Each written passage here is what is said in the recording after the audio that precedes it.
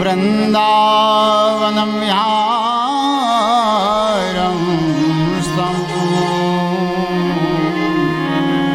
श्रीकृष्णं हृदि चिन्तये श्रीमद्भागवताख्योऽयम्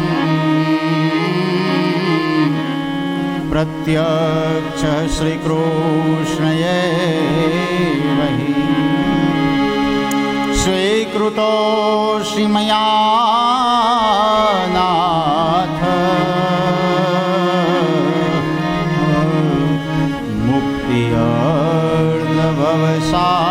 मुक्त्यर्थभवसागरे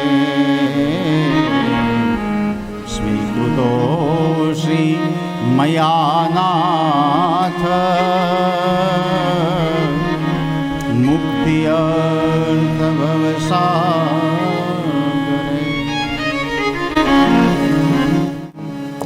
श्रीमन्नारायण नारायण नारायण नारायण नारायण नारायण श्रीमन्नारायण नारायण नारायण श्रीमन्नारायण नारायण नारायण श्रीमन्नारायण नारायण नारायण श्रीमन्नारायण नारायण नारायण श्रीमन्नारायण नारायण नारायण श्रीमन्नारायण नारायण नारायण देवकी नारायण नारायण नारायण देव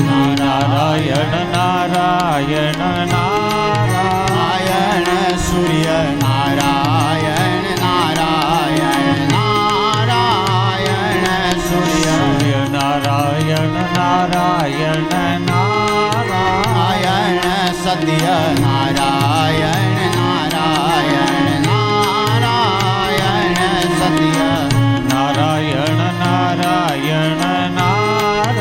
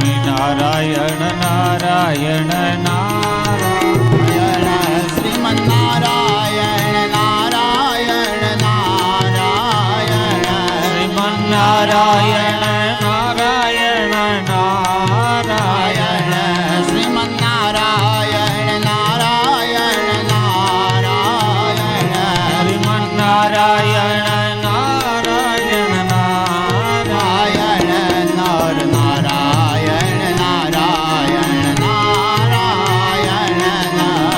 નારાયણ નારાયણ નારાયણ યજ્ઞ નારાયણ નારાયણ નારાયણ યજ્ઞ નારાયણ નારાયણ નારાયણ શ્રીમન્નારાયણ નારાયણ નારાયણ શ્રીમન્નારાયણ નારાયણ નારાયણ શ્રીમન્નારાયણ નારાયણ નારાયણ શ્રીમન્નારાયણ નારાયણ નારાયણ ભાગવત પારાયણ પારાયણ પારાયણ ભગવત પારાયણ પારાયણ પારાયણ ભાગવત પારાયણ પારાયણ પારાયણ ભાગવત પારાયણ પારાયણ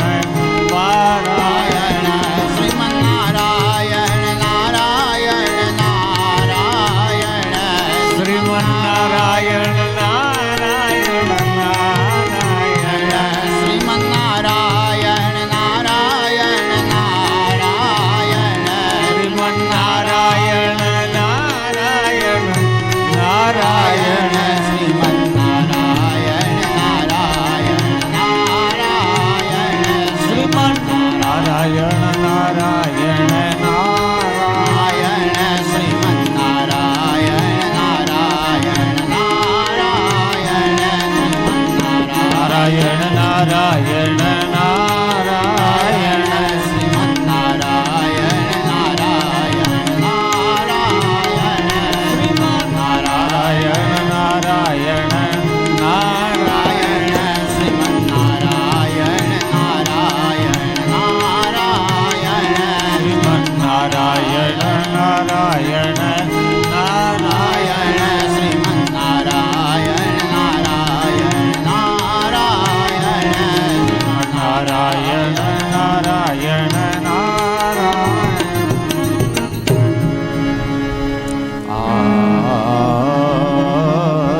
આદુદેવી દેવા ગર્ભજનનમ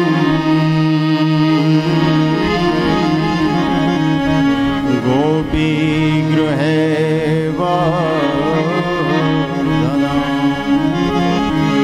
માયા પુતંજીવિતાપહરણમ ગોવર્ધનો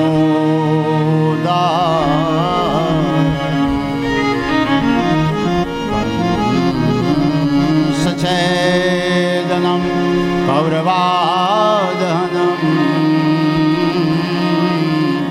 કુંતી સુતાપા એતદ ભાગવતમ પુરાણ કથિતમ શ્રી કૃષ્ણ લીલામૃતમ એતદ ભાગવતમ પુરાણ શ્રી કૃષ્ણ લીલા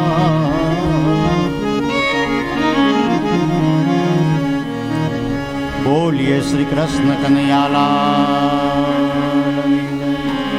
શ્રી દ્વારિકાધીશની જય શ્રી બાલકૃષ્ણ ભગવાન શ્રી ગોવર્ધનનાથની જય શ્રી રામચંદ્ર ભગવાન શ્રી હનુમાનજી મહારાજ श्री यमुने महारानी की श्री वल्लभाधीश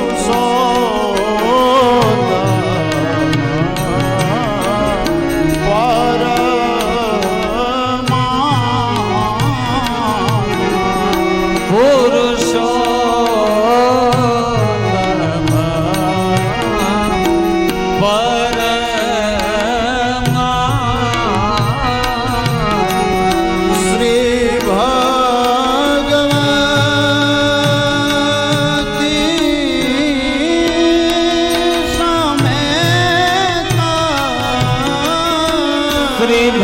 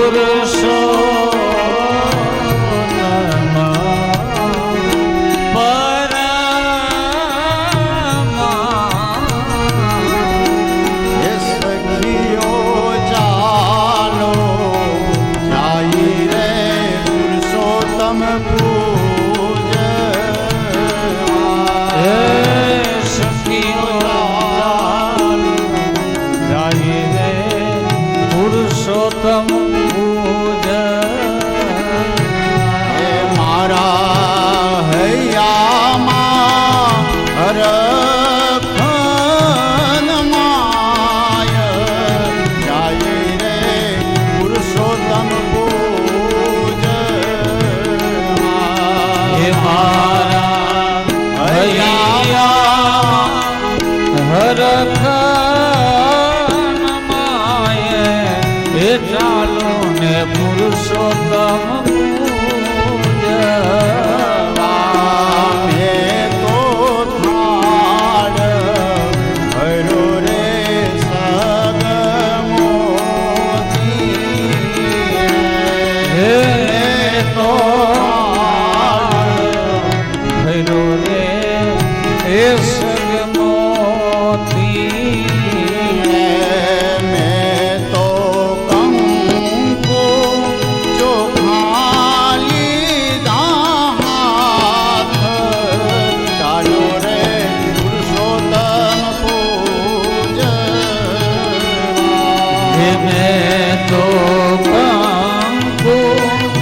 ચોખાલી હાથ ચાલો ને પુરુષોત્તમ પૂજ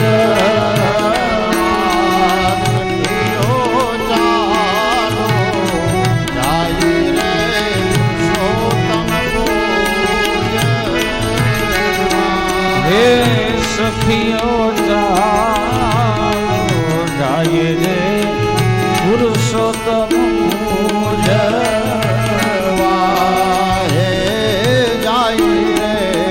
પુરુષોત્તમ પૂજ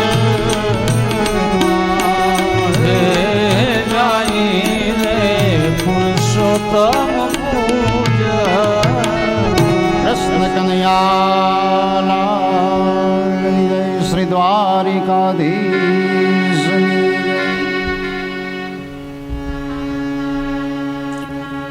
આજના મંગલ અને પાવન એવા પુરુષોત્તમ માસ ભક્તિ અને પુણ્યના આ દિવસો અને એમાંય શ્રીમદ ભાગવત કથાનું શ્રવણ એ તો એક પુણ્યનું ભાથું કહેવાય. તો શ્રીમદ ભાગવત જ્ઞાન યજ્ઞ અને એના આયોજક એવા ભાઈ શ્રી નિકુલભાઈ વલ્લભભાઈ નડિયાપરા તેમજ સમગ્ર પરિવાર સરસ મજાનું આયોજન કરી. જોકે ઘણા દિવસોથી આ વાત તો ચાલતી હતી, પણ પરમાત્માની જ્યારે કૃપા હોય ત્યારે એ જોગ અને સંજોગ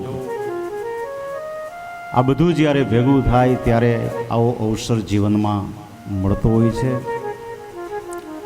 કારણ કે અસ્તિત્વમાં નિર્માણ થઈ ગયેલું હોય પણ એનો જ્યારે સમય આવે ત્યારે આવા બધા કાર્યો થતા હોય છે. તો આનંદની વાત તો એ છે કે ભાઈ શ્રી નિકુલભાઈએ પોતાના સમગ્ર પૂર્વજો, પિતૃઓ, દેવંગત જે આત્માઓ એના પરમ કલ્યાણ અર્થે આવું સરસ મજાનું આયોજન કરી અને સમગ્ર પરિવારની અંદર એક પુણ્યનો જ્યારે ઉદય થયો હોય એવું લાગે છે. કારણ કે સત્કર્મને માટે 3 વસ્તુ બહુ જવાબદાર છે. જીવનમાં 3 વસ્તુ પ્રાપ્ત થાય તો સત્કર્મ થઈ શકે. નહીતર આપણે તો વિચાર તો કેટલાય કરતા હોય, આમ કરવું છે ને આવું કરવું છે ને આવું કરવું છે ને, પણ એ સંકલ્પ ફળીભૂત ન થાય. એના માટે 3 વસ્તુ બહુ આવશ્યક છે. એક તો આપણા પૂર્વજોના આશીર્વાદ, પિતૃઓનો આપણા ઉપર રાજીપો હોય, આપણા વડીલોના આપણા ઉપર આશીર્વાદ હોય, ત્યારે આ સત્કર્મ થઈ શકે. બીજું ગુરુ કૃપા.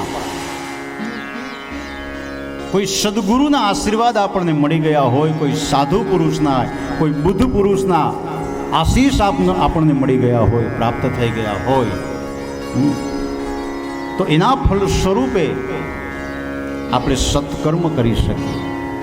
સદગુરુ છે ને એ શિષ્યને સત્કર્મ કરવાની પ્રેરણા આપે છે. સદગુરુ પોતાના શિષ્યની પાસે સત્કર્મ કરાવે છે. આ બીજી કૃપા. અને ત્રીજી કૃપા પરમાત્માની કૃપા અને ગ્રંથ કૃપા. પરમાત્માની જો આપણા ઉપર કૃપા હોય, પરમ કૃપા હોય, તો આવા સત્કર્મો આપણા પરિવારની અંદર, આપણા આંગણે થઈ શકે છે. અને ગ્રંથ કૃપા તો પ્રાપ્ત થવાની જ છે. 7 દિવસમાં આપણે એનો જેટલો લેવાય એટલો લાભ લેવાનો જ છે. શ્રીમદ ભાગવત જેવો વૈશ્વિક ગ્રંથ અને એની કથા, અને એમાંય પાછો પરમ પવિત્ર પુરુષોત્તમ માસ, અને એમાંય ભાગવતનું શ્રવણ કરવું એ તો એક જીવનનો અલૌકિક લાવો છે. પણ આજના આ પાવન પ્રસંગે આપણે જ્યારે શ્રીમદ ભાગવતજીના સાનિધ્યમાં જ્યારે ભેગા થયા છીએ ત્યારે એટલું જરૂર કહીશ કે જીવનમાં ક્યાંક ને ક્યાંક ખોટ તો રહી જ જવાની છે. માણસ બધી રીતે પૂર્ણ નથી હોતો, માણસ બધી રીતે સુખી નથી હોતો, ક્યાંક ને ક્યાંક ખોટ રહી જવાની છે. અને એ ખોટ આજે આપણી વચ્ચે સ્વર્ગસ્થ શ્રી વલ્લભ બાપા, એની બહુ ઈચ્છા હતી અને એનો એક સંકલ્પ પણ હતો. જોકે વલ્લભ બાપાને મારે તો ઘણા વર્ષો તો ઓળખાણ હતી, અને છેલ્લે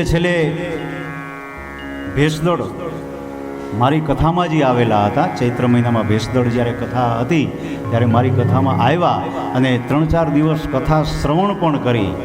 પણ પછી કુદરતની જે ઈચ્છા હશે અને તબિયત બગડી અને પછી આપણી વચ્ચેથી એને વિદાય લીધી.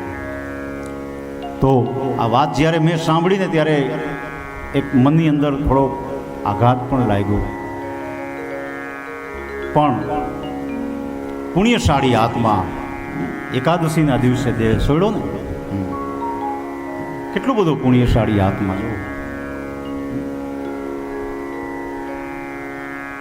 તો ઈશ્વરની ઈચ્છા પાસે માણસ હંમેશાને માટે વામડો જ રહ્યો છે. એમાં આપણું કાંઈ ચાલે નહીં. પણ એ આત્મા બહુ પુણ્યશાળી. પરમાત્મા એના આત્માને પરમ શાંતિ આપે, ગોલોક ધામની અંદર એનો પરમ વાસ આપે, એવી એક ભાગવતજીની પાસે આપણે પ્રાર્થના કરી શકીએ. પણ એના પુણ્યના પ્રતાપે આ સત્કર્મ થવા જઈ રહ્યું છે. કેડી કંડારવા વાળા તો કોઈ બીજા હોય, આપણે તો માત્ર માથે હાલવા વાળા હોય. આ વડીલોએ, આપણા પૂર્વજોએ આપણા માટે આ બધી કેડીઓ કંડારી છે. એક રાહ ચિંતો છે કે આ રાહ ઉપર ચાલો, સત્કર્મના રાહ ઉપર ચાલો, ધર્મના રાહ ઉપર ચાલો, નીતિની રાહ ઉપર ચાલો. અને એ રાહ ઉપર જ્યારે આપણે ચાલતા હોય તો આપણું જીવન દિન પ્રતિદિન પ્રગતિ કરશે. પૂર્વજોના બતાવ્યા એ રસ્તે જ્યારે આપણે ચાલતા હોય ત્યારે આપણા જીવનની અંદર આવા સત્કર્મો થતા હોય છે. તો આનંદ તો આજે એ વાતનો છે કે સરસ મજાનું આવું આયોજન ખોડાપીપર ગામના આંગણે. તો પરમ કૃપાળુ પરમાત્માની અનહદ કૃપાથી આજે આપણે ભાગવતનું શ્રવણ કરવા જઈ રહ્યા છીએ. આજનો પ્રથમ દિવસ, આજના આ મંગલમય પાવન પ્રસંગે ઉપસ્થિત સમગ્ર નડિયાપરા પરિવાર તેમજ સમગ્ર પ્રજાપતિ સમાજ, બહાર ગામથી પધારેલા આમંત્રિત મહેમાનો, સગા સંબંધી, સ્નેહી મિત્રો તેમજ માતાઓ, બહેનો, વડીલો, આપ સૌનું હાર્દિક સ્વાગત કરું છું.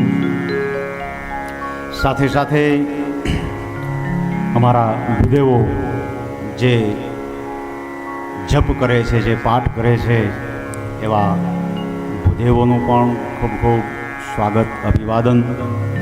સાથે સાથે અમારા સાજિંદા મિત્રો પણ જે સંગીતના સ્વરની સાથે આ કથાને એક દિવ્ય સુરાવલીની સાથે જે સાથ આપશે એનો પણ અંતઃકરણપૂર્વક આભાર. આપ સૌનો ફરી વખત આભાર માની વ્યાસપીઠ ઉપરથી આપ સૌને મારા જય શ્રી કૃષ્ણ, જય શ્રી હરિ. આવો ભગવાનના મંગલમય સ્વરૂપ શ્રીમદ ભાગવત, જે સાક્ષાત વાણી, વાંગમય મૂર્તિ છે, વાણી રૂપી સ્વરૂપ છે. પરમ પુરુષોત્તમ, પુરુષોમાં ઉત્તમ પુરુષોત્તમ. ભગવાનના તો અનેક નામો છે, પણ એમાં એક પુરુષોત્તમ જે નામ છે એ અલૌકિક નામ છે. પુરુષોમાં ઉત્તમ, જેમાં શ્રી છે, યશ છે, કીર્તિ છે, પ્રતિષ્ઠા છે, આ બધા જેમાં સદગુણો રહેલા છે, એવો એક દિવ્ય પુરુષ. એની આ કથા ભગવાન શ્રી કૃષ્ણ પરમાત્માની દિવ્ય ગાથા, જેનું આપણે શ્રવણ કરવા જઈ રહ્યા છીએ, ત્યારે કેન્દ્રમાં રાખેલો શ્લોક ભગવાન પુરુષોત્તમને યાદ કરી ફરી વખત આ કથાના દોર તરફ આપણે આગળ વધીએ. સચ્ચિદાનંદ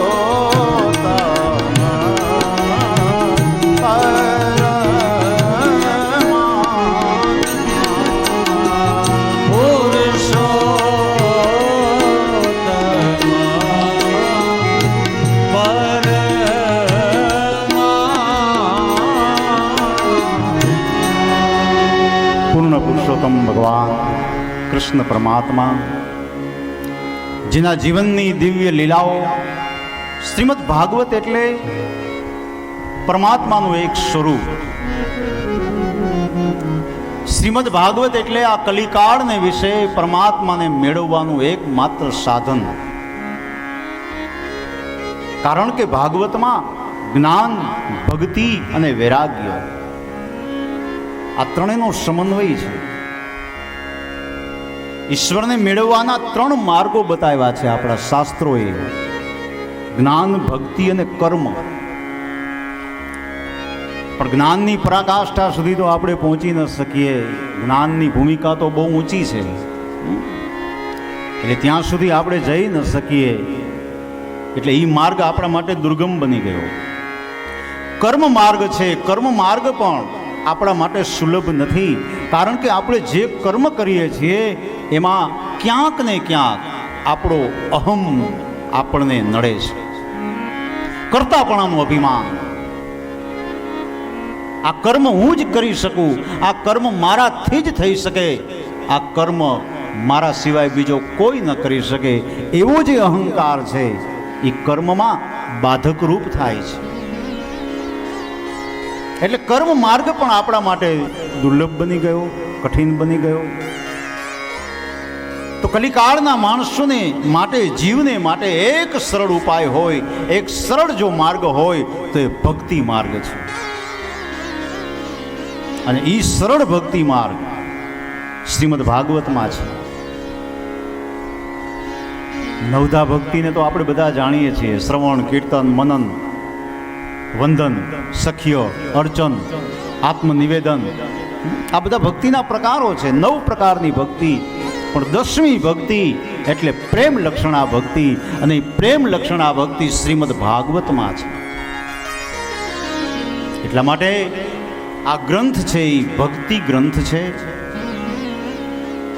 પ્રેમ લક્ષણા ભક્તિનો એક દિવ્ય આદર્શ બતાવ્યો, એટલા માટે આ ગ્રંથ પ્રેમ ગ્રંથ છે. પ્રેમની સાક્ષાત મૂર્તિ એટલે કૃષ્ણ. રાધા અને કૃષ્ણનું એ યુગલ સ્વરૂપ. આમાં પણ આપણે યુગલ સ્વરૂપની સ્તુતિ કરી. ભગવાનનું જે યુગલ સ્વરૂપ છે એનું સ્મરણ કર્યું છે. ભગવતી સમેત શ્રી ભગવતે નમઃ. ભગવતે એટલે ભગવાન, ભગવતી એટલે આદ્ય શક્તિમાં પરાત્પર શક્તિ જગદંબા, એનું આરાધન છે. આમ ભગવતે એટલે કૃષ્ણ, ભગવતી એટલે સાક્ષાત રાધિકાજી. ભગવાનની આહલાદિક શક્તિ, એનું સ્મરણ કર્યું છે. અને સચ્ચિદાનંદ, શ્રીમદ ભાગવતના મહાત્મયનો પહેલો જ શ્લોક સચ્ચિદાનંદથી શરૂ થાય છે. સચ્ચિદાનંદ રૂપાય વિશ્વોત્પત્યાદિ હેતવે તાપત્રય વિનાશાય શ્રી કૃષ્ણાય વયમ. ભગવાનનું એક નામ છે સચ્ચિદાનંદ. સત, ચિત અને આનંદ એ સ્વરૂપ પરમાત્મા. હે સચ્ચિદાનંદ, હે પરમ કૃપાળુ પરમાત્મા, અમારા સંસારના ત્રિવિધ તાપોને બાળનાર હે પ્રભુ. અહીંયા પણ એ જ સચ્ચિદાનંદની વંદના કરી છે.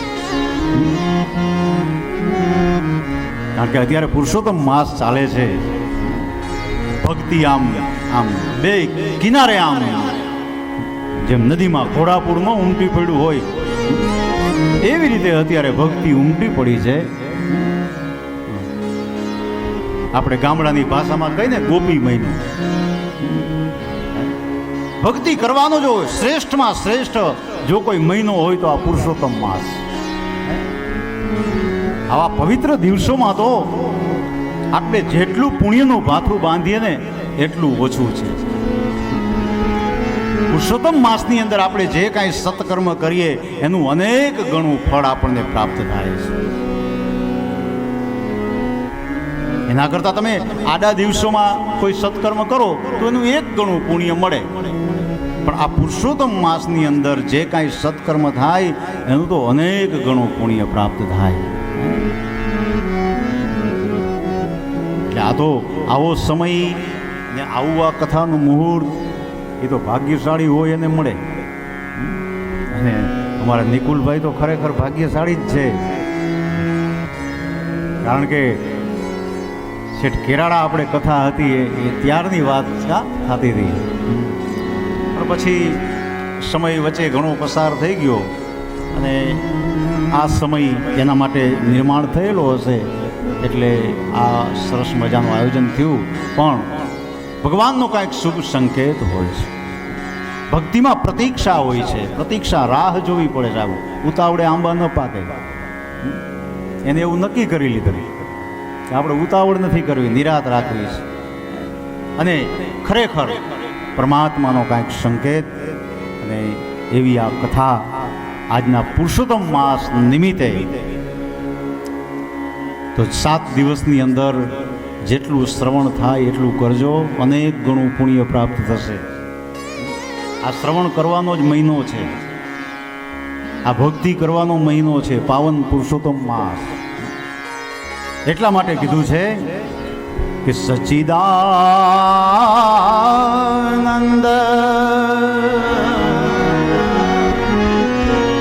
હે સચ્ચિદાનંદ હે સતચિત આનંદ પરબ્રહ્મ પર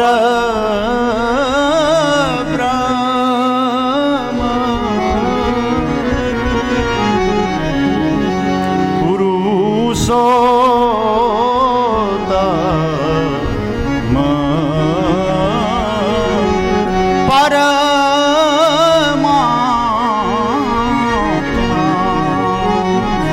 પરમાત્મા હે પુરુષોત્તમ, તારા ચરણોમાં કોટી કોટી વંદન કરું છું. અને હવે યુગલ સ્વરૂપ રાધિકાજી શ્રી ભગવતી સમેત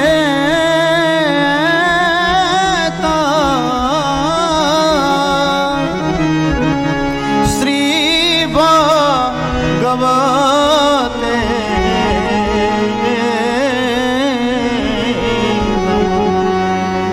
ભગવતી અને ભગવતે આ બે શબ્દમાં બહુ તફાવત છે, ધ્યાન દેજો.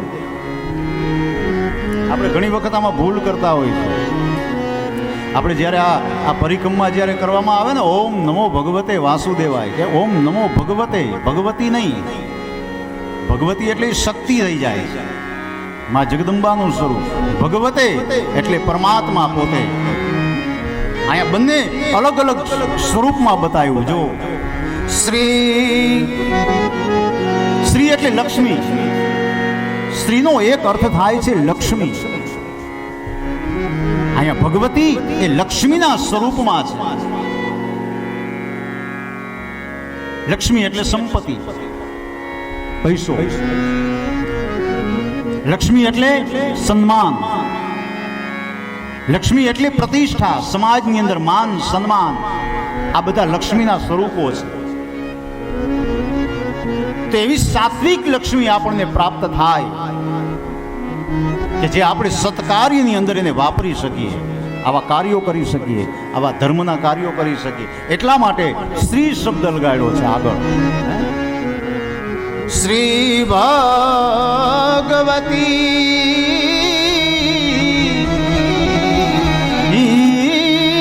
સમેત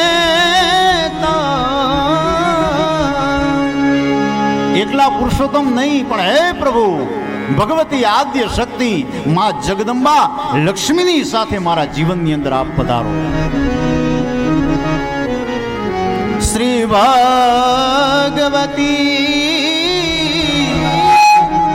સમેતા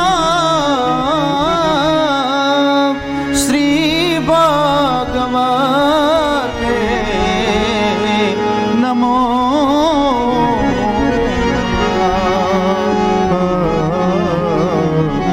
સચ્ચિદાનંદ